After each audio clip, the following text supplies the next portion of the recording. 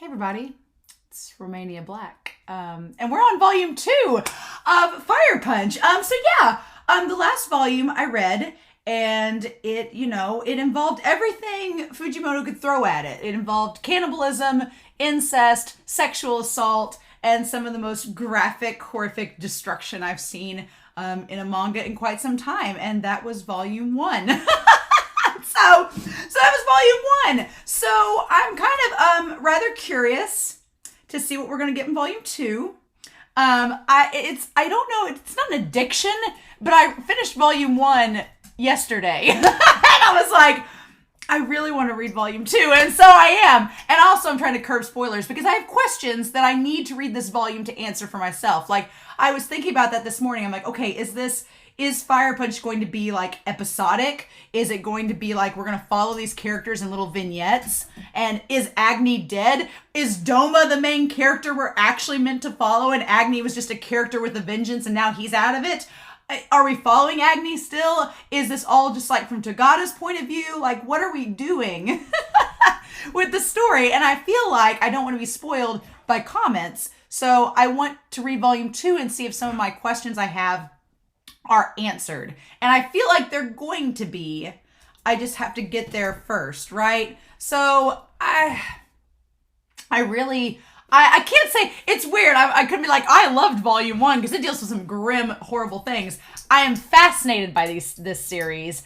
I am fascinated by it. I want the best for these characters, but I feel unfortunately like this is going to be a story where the best for these characters isn't going to happen. And I'm like, So I don't know how to feel. I just feel like it's a kind of a weird little addiction that I'm like, I want to read more, but I'm not sure if I'm going to like what I find out. So I don't know. There's been a host of characters set up and introduced. Whether or not we stay with those characters or not is kind of beyond me. So all I can do is read volume 2 and go from there. But I'm super intrigued. If you stuck around for volume 2 like I have, this will be rather interesting. So I'm intrigued. Agni, if he is dead and we're following Doma, I'll be honest, I'm a little more intrigued by Doma at this point because his past seems fascinating and mysterious. Agni is a pretty straightforward character. He's seeking revenge. This has happened. The most interesting thing about Agni was his interaction with Sun, and I hoped that Sun was going to help him turn around, but he's out of the picture right now, so what do we even do? So I don't know. If Agni is in fact dead and we're going to switch gears to Doma, and Doma is the fireman, I'm fine with that. So I guess we'll see. So we'll see, right? But I couldn't wait, y'all. I needed to know answers, and so hopefully this volume will give us them, or Fujimoto will say, screw you all, and give us none. So we'll see, but in any case, we're going to start Fire Punch Volume 2, and we're going to do that here in 3, 2, 1, and let's go.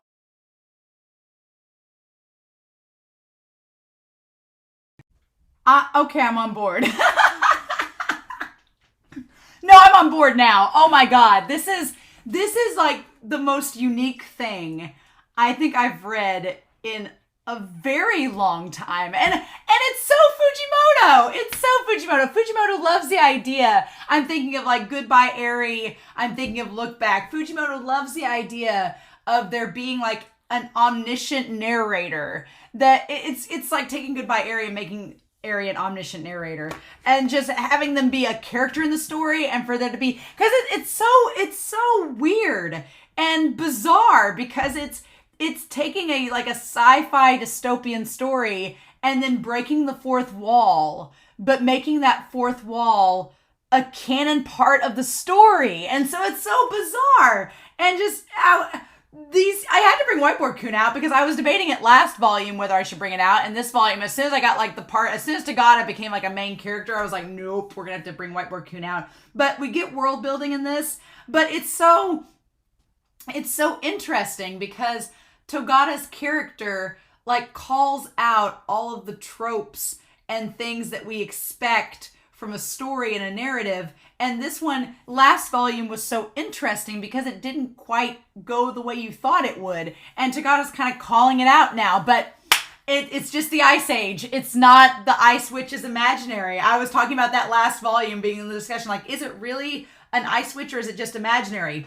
No, it's just the Ice Age. It's just a natural disaster. Now, we don't have an explanation about the Blessed, how they came about, like what the deal with that is. Maybe we'll find more out with that. It almost seems like the Blessed are just not even real because they talk about artificial skeletons, right? Or is that just the regeneration ones? There are still some questions with this series that it's setting up. So we have questions. I said that Judah kind of seems like the king herself. Well, it seems like her and some of the other regenerative blesseds have kind of made up that. Okay, I'm going to make this a little bit more dynamic. Questions, right? Yeah. A little bit easier to see. So questions for volume 3, I'm going to put right there, right? One is going to be like the idea of the artificial skeletons. These are just questions. I don't want anybody in the comments giving me answers. I want to go through as I read the story, but until we get to that point where we get revelations, right? So artificial skeletons, the blesseds themselves, like where did they come from? Because this is all based off of our reality, right? She references Spider-Man, X-Men. The X-Men variety line, this volume was a lot funnier than volume 1. I was like, Togata's humor is so dark and twisted. But the idea of like the blessed themselves, because this is based on the real world. So when did the blesseds come into power? Is it like an evolutionary thing? Or is this like Terminator and they're all just androids that have these abilities? What I wondered if the blesseds themselves, they talked about the skeletons, right? Interestingly enough, are the blesseds themselves, are they technically human? Or are they robots or androids that believe they're human? Because they made the comment of saying that Sun couldn't fall victim to the plague. So is that because he's like an android? He can't technically get sick in that sense? I don't know. I almost feel like they lied to him when they told him, well, as long as you just live and don't get sick, you'll live for at least 30 years. I feel like they just run their batteries until they just lose the will to live. And then once they lose the will to live, then they're done, right? I feel like that's the case. But I feel like maybe the blesseds believe they're humans, but they are not. We don't get a concrete answer with that. So that's curious. But because like Doma, he has this firepower, but he apparently is like, I will not spoil anything with Attack on Titan. All I will say is that Doma reminds me a lot of a character called Zeke in Attack on Titan. Like his appearance, his attitude. There are a lot of similarities.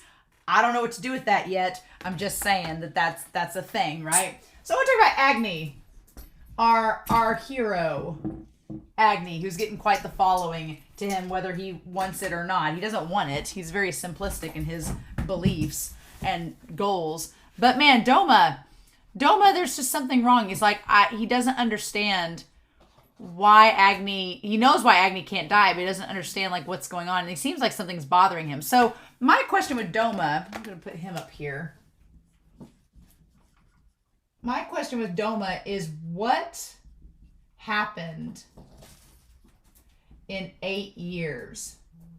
Because over the course of 8 years, he kind of like devolves a lot, right? Yeah, and then we have the idea that these regenerative, they keep living. So we have Judah.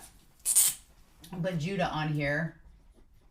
So we have Judah, who's 130. And she keeps going, right? She keeps going, but says that she lost her mind or lost her emotions a long time ago. She's just keeping up the facade of the Ice Witch. And I wondered if Togata would be revealed to be the Ice Witch at the end of this, if it was a real person or if it really was a natural disaster that they were just, pretending, right? But no, she says that she's just lost it a long time ago and keeps the facade going as well. And so they're going to like collect salt as they're going. And so we have Ivan and Simon. So man, I kudos to Fujimoto for being progressive and having characters in the story that are not just your traditional heterosexual characters. So put down here, we have amongst the dead Simon, who is 80 to 90, and Ivan. They were all regenerative. And did they love each other? I think so. Huckleberry. So, yeah, did they love each other? I believe so, because Simon offered to come with him, right? And then poor Nanetto. And there's the one kid there, too, that Judah kind of pulls the wool over his eyes, that she's like, oh, it's a miracle. I heard the king's voice. As long as you carry out your duty, you'll be showered with the fires of peace. So says he. And then the kid's like, oh, the king, good luck. And they just hand this little kid like a weapon, a gun, and put him on top of the train. Like they make a point at the end of saying that there's no education system really anymore. It's just like a state of survival and war. They're not teaching the kids anything, especially about history. So that's a thing. But I'm going to put Togata over here. Hiring Nanetto to be her camera girl. I'm glad Nanetto got out of that situation, because I was really afraid that she was just going to be sexually assaulted and she was just going to have a terrible story and that would end for her. But no, Fujimoto had more plans for her. She's going to be the camera girl for Togata. Maybe a fate worse, but so far so good, right? But man, the idea that they have spread around this idea that there is no education of the past. There's just an imaginary cause and supposedly an imaginary king that's like being treated like a god. And that's it. It's all a lie. It's just to keep the status quo and keep people from going insane and killing each other because they realize there's no hope, right? And Togata says that they've only got about 20 years left. They've got about 20 years until it gets too cold for them to survive, and she's going to film until then to keep going. And we find out that she is about 300 years old. So supposedly that places this time frame around around 2500, and supposedly around 2200 is when the Ice Age happened. Supposedly. That's what we're led to believe anyway. And so then, yeah, Simon telling Judah that she's a terrible actress. So what I like about Fujimoto here is that he very much does, as you've seen from his one-shots, and if I've not read the Chainsaw Man manga, but from his one-shots, everything like a cinematic placement throughout, right? It's great. And then we cut to where they have the head of Agni stored. And apparently while he's in the fireproof cloth, he can't really do much of anything. And then I feel so bad for Nanetto. And I'm glad that Togata just shows up. And at first Togata's very unmoving and unfeeling. And she's just like, oh, go ahead, keep doing what you're doing. Like this will make your deaths all the more impacting to show how terrible you are. That'll make your deaths mean more to the audience. And it's like, what the fudge? And then we cut back to the past where these two guys are like with her, and she says, I tried blowing up my head with blaster powder. This body arose from the head that blew off, and the ordinary regenerative blessed would have died, but I didn't.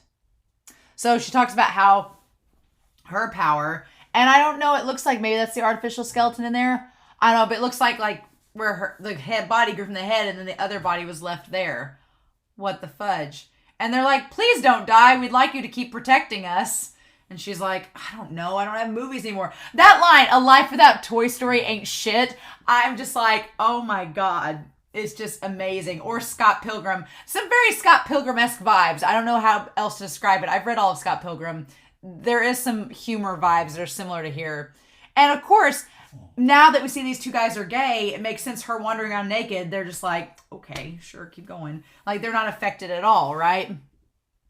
And they give her the camera that they found. And she sees Fireman, right? And then my dog has lost a toy, but he's going to have to deal with it. And so she's like, get me some clothes. I'm going to make the greatest masterpiece in history. I just love how this story is so like off the wall, unconventional. The last volume was really dark and depressing. This is still dark and depressing, but there's like, there's a different angle to it now, right? And I feel better for Nanetto knowing she's with Togata. Togata is interesting. We're gonna talk about her motives the motives towards the end, right? And then I feel like maybe there's some hope. Either there's gonna be some hope for Sun, or it's gonna end very badly for Sun. And I'm not sure at this point which one is better. So we'll get to that. But yeah, she just basically, her being 300 years old and killing these guys one-handed, like a group of soldiers she killed one-handed while holding the camera in the other hand, is absolute insanity. And even Ivan, she kills him and rips out an artificial skeleton. This is technology from back when the latest Home Alone movie came out. It gives you physical abilities, and it's valuable and totally cheating. And then she kills them. So curious. The artificial skeletons fascinate me. And then, of course, Judah and Simon are like, what the hell? It almost feels like a vampire story, right? We're talking about Goodbye Airy. It almost feels like a vampire story. Like the regenerative blesseds are kind of like vampires. They can't die, but they also kind of feel like Terminators. They have a very cold and menacing look, right? Which we'll talk about that with Luna here in a minute. But, God, we don't see, like Simon shows up, and she's like, yes, I killed Simon. And the moment she says, get his expression on camera, Ivan was probably someone very close to him, and he just takes off the coat like he's gonna fight her, and they just have the build up, and then we cut to like their fight on the train, and we miss all of it because it wasn't filmed. And then we see that she's like, oh well, crud. And that's when Judah shows up trying to fight her with like the little saber with the little hooked into it. She's like, oh, your neck wound healed. And then she's like, you guys are all regenerative. She's like, X-Men is a great example of variation. I was like, oh my God. It's the darkest of humor. And if you can get on board with how dark of humor this is, it is a step up from last volume. So I'm like, I'm here for it. And anything to add to the levity, I'll take it, right? And so they go through the train to find our guy. And they go out to the ocean, and she wants to make it cinematic, right? And so she's just fascinated by Agni because he's on fire and wants to film him. But that's when he sees. Now, my question is, if Agni, again, let me find that to ask the question. I'll do it in pink. Are they, real or not? Because that is something I was wondering, because if like he goes to say that Judah looks so much like Luna, and we know now that there's no way Judah can be Luna because she's been alive for 130 years. If she looks like Luna, because maybe there's only standard models for these blessed, if they are androids or if they're not real, it's an interesting question. But Agni has definitely, he's so consumed by revenge that he has lost his mind to an extent, in that he just wants Luna back and thinks that Judah could be Luna. Like, he's so desperate to have his sister back that he would believe that she could be Luna, even though she clearly is not, right? He's also kind of crazy because he goes along with Togata's plan. But it's really sad to see Agni, like, his face almost reverts back to like that of a child at some point, that he just keeps like just reverting back almost like a kid face, just wanting her to be his sister, and this is not possible. Also, his powers are kind of like Shigaraki from My Hero Academia, whereas Shigaraki, once he touches something, it starts to decay and it can spread to other things. That's kind of what Judah's afraid of. She's like, you're going to destroy everything, and we're going to die faster because your flames can never extinguish because you're still alive, right? Like, your act of living is a burden. She's like, if you really want to see your sister again, then just die. But otherwise, your little sister doesn't want to be avenged. You feel guilty about the people you've killed. Your body's burning in so much pain that you've lost your mind. Like, don't you think you just need to let it go? But he has that survival instinct. He won't do it. And Togata's like, this is perfect. We're gonna capture his catharsis on film. And Togata is the very Chainsaw-esque man moment is on page 90 to 91, where they're like, she's like going through the water with Judah's head in her hand, and Fireman is chasing after her. Like, there is something, what the fudge? Like, that's just something so messed up, but it feels like something out of Chainsaw Man. And I love that Nanetto is like, you two are nuts. You all are crazy. No. This is wrong. What the hell is this? And Togata, when Agni's like looking at her, he's like, she could be Luna. Like, he looks so pitiful there, right? That he wants to believe that his sister can be brought back so much that it just makes him kind of pitiful. And in some regards, I can kind of see the connection to Doma, where Doma just finally went crazy. And Agni kind of is there too. Like, it's so fascinating to see our characters in this state of just madness. And Togata is just wants to capture it on film. That's her whole point. She's like, so does all your anger amount to just wanting revenge for your sister? Togata is such an interesting character. And so she makes a deal with him that if she trains him in martial arts, they'll go kill Doma. Which is interesting. So our thing is that she wants to film Agni killing Doma. But the moment she goes to talk to Jack and Judah again, she kind of, she's like, oh, I want you to get a bunch of guys, like a Suicide Squad, together and go attack him. And they're like, well, I thought you wanted him to kill Doma. Why are you doing this? She's like, well, we can't cut to the third act. The moment she was training him and she stopped training him after like 3 days, I was like, you're stopping prematurely because you want him to fail. Because that's the narrative, right? That's what we expect is going to happen, right? There's a training arc. We just did that. Now he's going to have his like first big fight. And she's like, she didn't capture the fight on the train on film all the way. So she's like, his first big fight, she wants him to fail. And that's like the end of Act 2, right? And then he has to get stronger before going back for the final act. So she's basically running the 3-act structure, right? It's fascinating, right? She's like, I'll be the director and you be the hero. And he says, I'll be your hero. Because the only thing fueling him is if he can't bring back his sister, which he can't, then the only thing fueling him is the prospect that he could kill Doma. And he can't extinguish the flames. He can't die unless he's like fulfilled this role, right? Oh my gosh. And I just love that Togata like puts the coat back on Judah and she's like, what were you thinking? Like, why didn't you go get reinforcements? Like your own stupidity led you here. Now go bye-bye. Like, just absolute insanity. And she's like, we can't explain all your powers and how this is going to work yet. It's not proper. It's not how the film is. It's not the way the narrative's supposed to go. I just love this meta commentary and this fourth wall breaking that is taken completely seriously in this series. Like, it is completely treated like it is part of the story and no big thing. And then they go back to the camp. She's even adding like sound effects and everything. And she talks about giving him the upgrade to make him the fireproof clothing that will let him not walk around naked, right? She's going to get him a spacesuit. And she's like, a real fireproof cloth is a material made for going into space. And then Agni asks, what space?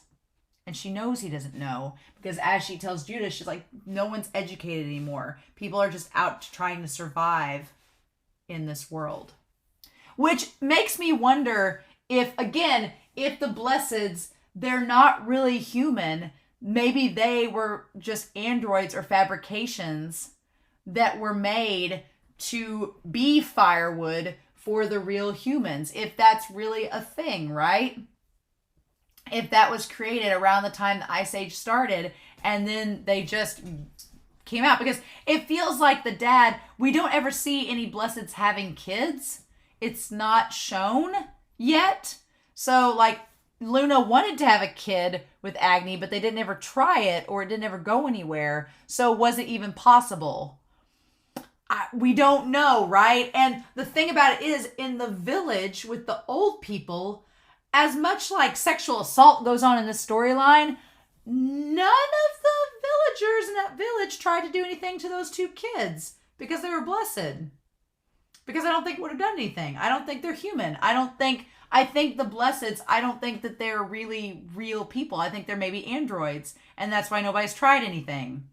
And Neneto is not a Blessed, right? But Sun is. So what do we do with that? I'm very curious about what we're going to get on the Blessed and their backstory, because we've started to fill in the blanks of some of the story that Togata knows. She has 300 years worth of information. So I'm curious what else we're going to find out, right? How that works. And so meanwhile, while she's giving him martial arts training, she sends Neneto to go with the others. And we find out we have Dats and Neodera. And Dats and Neodera.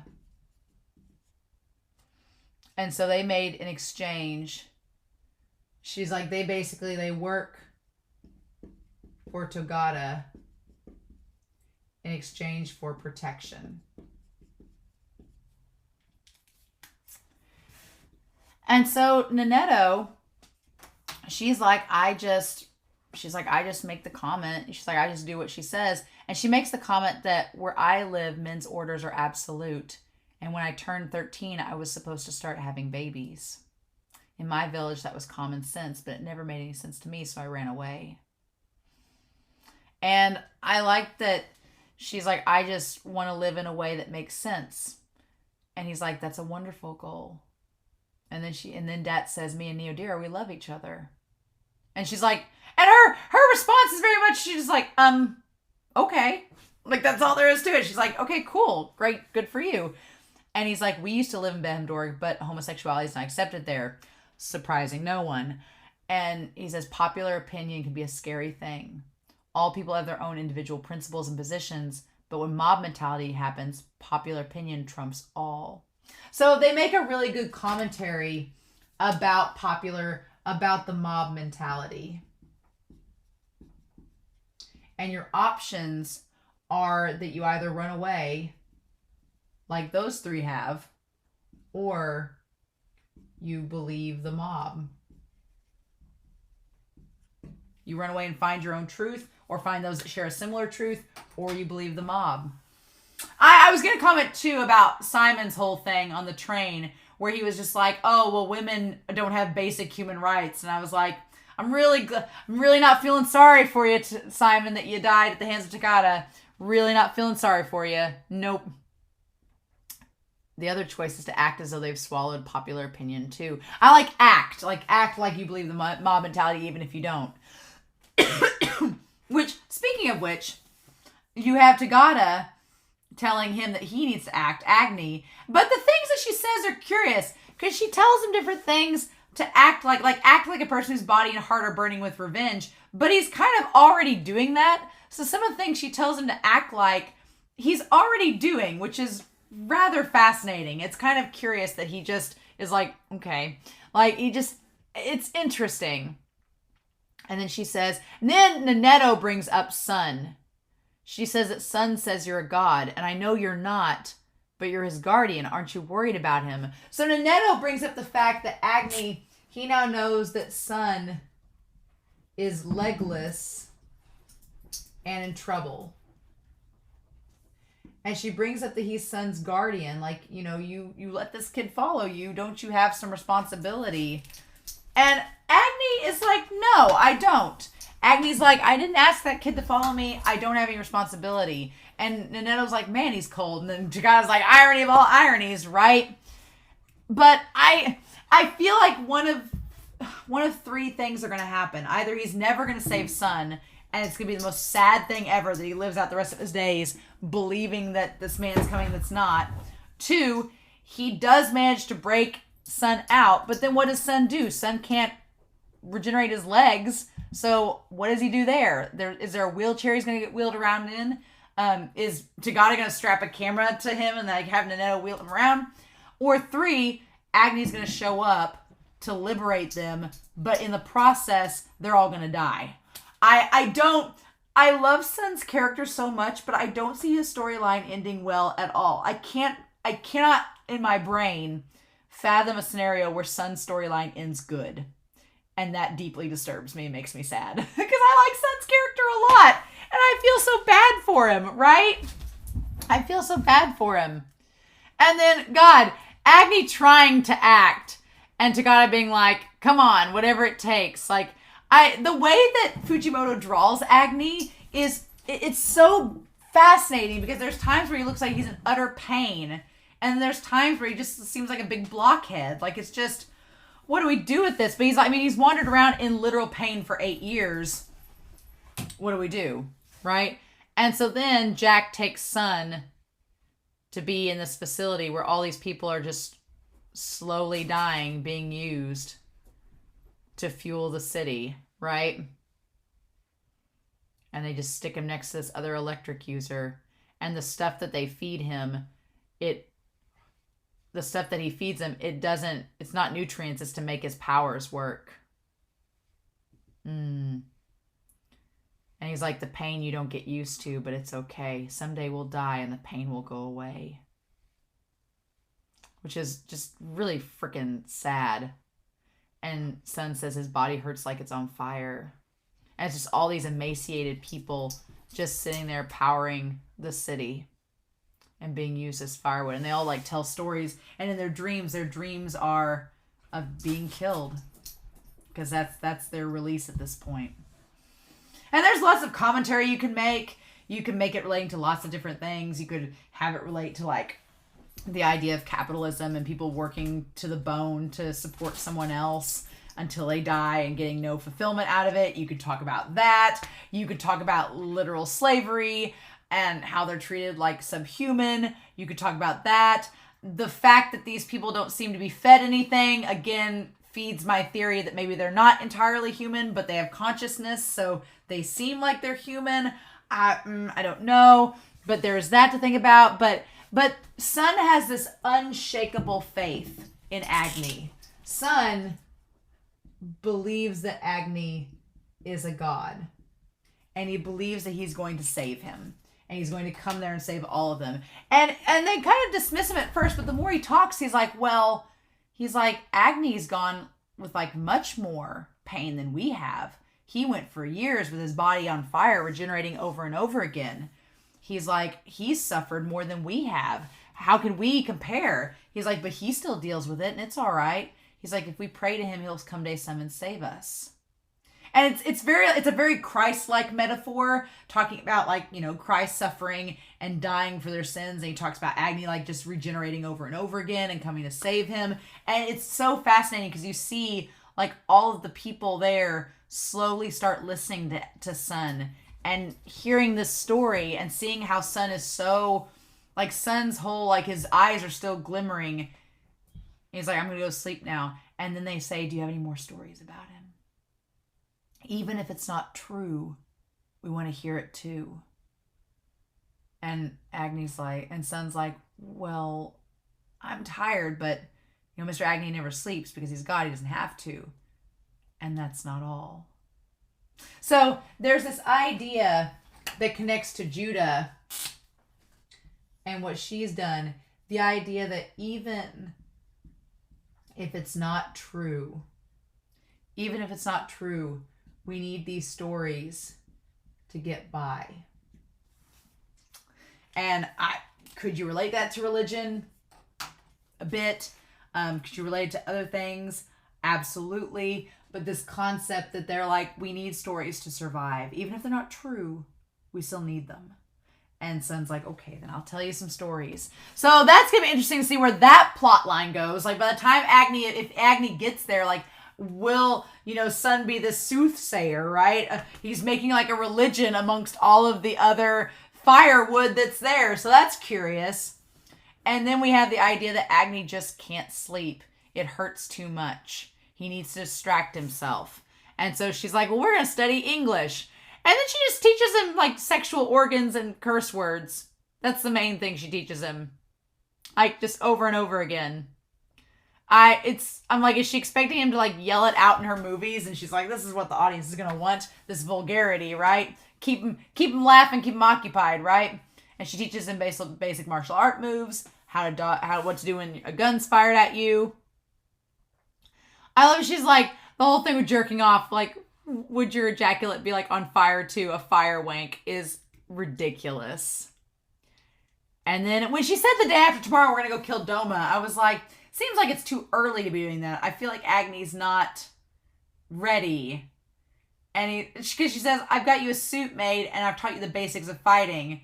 And then Agni says, so it's finally come. It finally has. I'm like, finally? You all just started training. What is this finally? But for Agni, he's been walking around for 8 years. So for him, it's finally come. But for Togata, she's just like, yeah, sure, let's go do this. And she's like, movies, anything can happen. Like she talks about how the reason that she keeps going is for movies because there are infinite possibilities. She's like, there's all sorts of stories. You meet all kinds of characters and anything can happen to them. As long as it's interesting, anything goes in movies. Relating back to that storytelling that Sun was doing as well, relating back to Judah and that as well, about the made-up Ice Witch and the King. And she talks about how she does love Fireman. He's like her source of inspiration. He's her muse. Of course she loves him. And Agni just doesn't really know what to do with these emotions, so he's like, okay. The funny thing about it is that Agni, he definitely cannot have any romance in this series because he would literally burn any partner alive that he had. So there's no way he could have a partner. So that's like, it's like Fujimoto being like, oh, don't worry, you can't ship anyone with Agni. He's literally made of flames. It won't work. It's like, what the fudge? So yeah, we cut back to Jack and Judah. And then Togata showing up. Now Togata, she has the camera. Okay, so the moment she has, for a second, I didn't know she had the camera in her hand because she hides it from her face. It's a little hard to see it at first.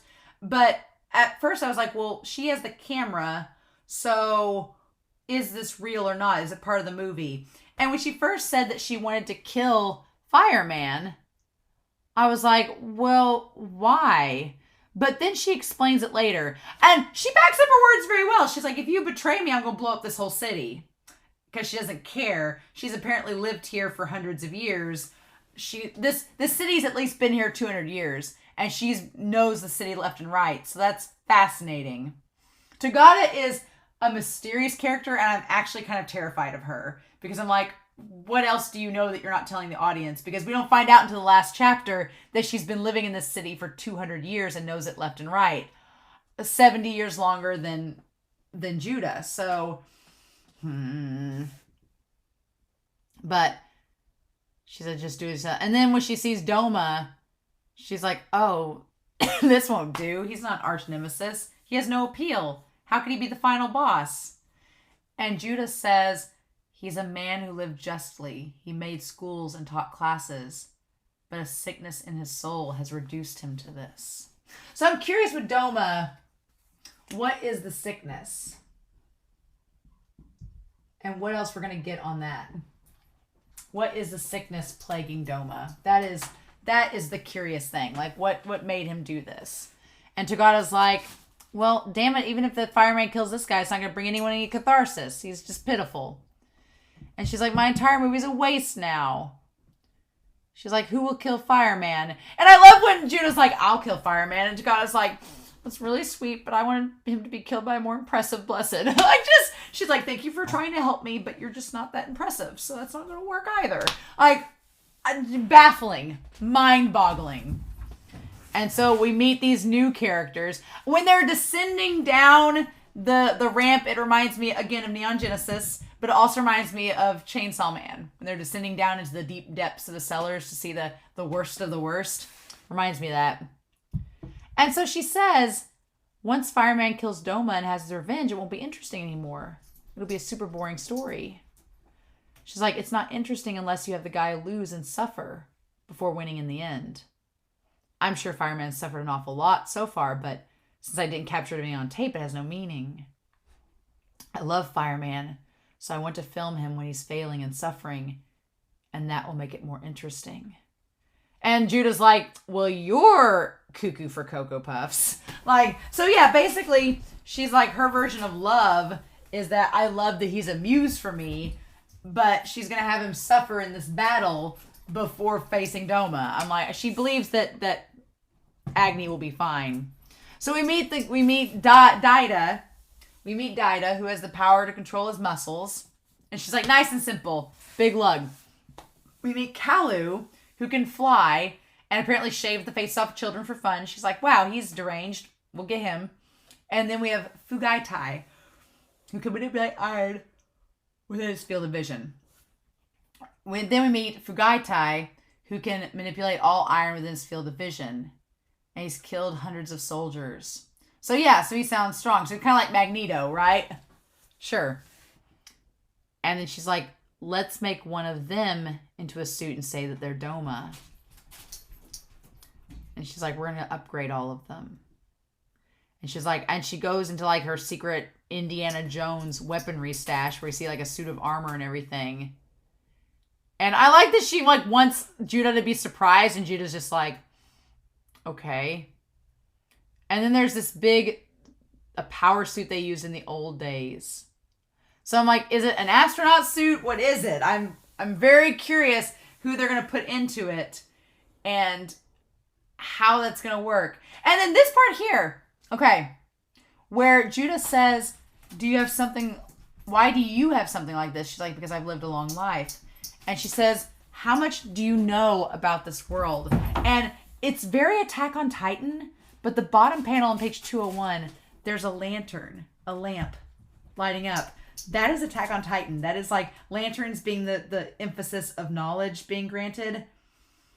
That's it. I mean, you could relate to Neon Genesis too, I guess. She says, I know that you're fighting an imaginary enemy called the Ice Witch, and that Behemdorg's king has been elevated to a god. It must be hard keeping up the act of there being a non-existent enemy and a non-existent king. She's like, there's nobody you're fighting, and there is no king. She's like, you're just a deranged religious leader that's keeping the facade up. And she's like, making a common enemy is easy to comprehend, as well as leading the people like an organized religion makes sense. And there's no education, so people will believe it easy. But we simply entered another ice age. There's just no hope. She's like, I like your lie. It's interesting. And then she just keeps shuffling through the stuff. And so Judah's like, well, then fine. How much longer can we survive? And she says, how much longer do I have to keep acting? Because she hates it, right? So Judah's like, how much longer do I have to go? She hates acting. And Togata's like, well, with the temperature dropping, probably another 20 years before we're completely screwed. She's like, if I can make my movie by then, I don't care. And then she's like, okay, don't try to kill me as I leave. Bye. And she says, see you, Miss Religious Leader. Tomorrow's going to be awesome. And just leaves Judah with that. So the crazy thing is that when we ended the last volume, Judah and Jack and all these people seem like such irredeemable monsters. And they're still monsters, but now there's a lot more context to what's going on. Now we see Judah has been trying to hold up this facade, her and Jack and the others. The regenerative blesseds have something to go. I still think Jack is a monster, really, for taking Sun away and making him into the firewood. But it doesn't make them any less monsters, what's happening, but it does give them more depth and understanding, and it makes their characters more intriguing. They're not just villains that are, the first volume, it was like just evil for the sake of evil, and it was just like one thing after another, and it was just like a horror overload of despair. Here, through Togata, things make a lot more sense, as bizarre as that sounds, and the characters have a lot more motivation and are more complex and fleshed out. So I like that. I'm so curious how this fight, because we're getting this fight already. We've got 8 volumes, and in the third, we're going to have this fight with Doma and the other blesseds who have special powers. So I feel better about Nanetto. I feel like she's relatively safe. I'm worried about Sun still. And then Togata, this crazy mofo who's trying to direct her magnum opus to have purpose in life. It's absolutely intriguing. So, I'm glad I read ahead. If I get time, I'm going to probably read ahead some more. Because I'm sure that everybody will have lots of comments, but I also feel like this is one of those series that is very apt to accidentally spoil because you want to talk about something that's... Because there's lots of things in this volume that expanded upon last volume and gave it an entirely new context, right? And so I feel like we're going to have more of that in the next volume and volumes to come. So I'm rather curious, especially because Togata was just barely introduced in the last volume and she's the main character of this one, right? And poor Agni. Agni is just, he's just suffering. He's just spent 8 years suffering and trying to rid himself of these flames, and he just can't catch a break, right? He's being completely used by Togata, so, oh boy. But yeah. So, I hope you all have a wonderful week. This volume was definitely a little bit more digestible than the last, but infinitely more bonkers, and I have a feeling it's going to be one way or the other the next several volumes. So, in any case, I hope you all have a wonderful week. Please stay safe, take care, and yes, I will be back very soon with volume 3 of Fire Punch. Bye.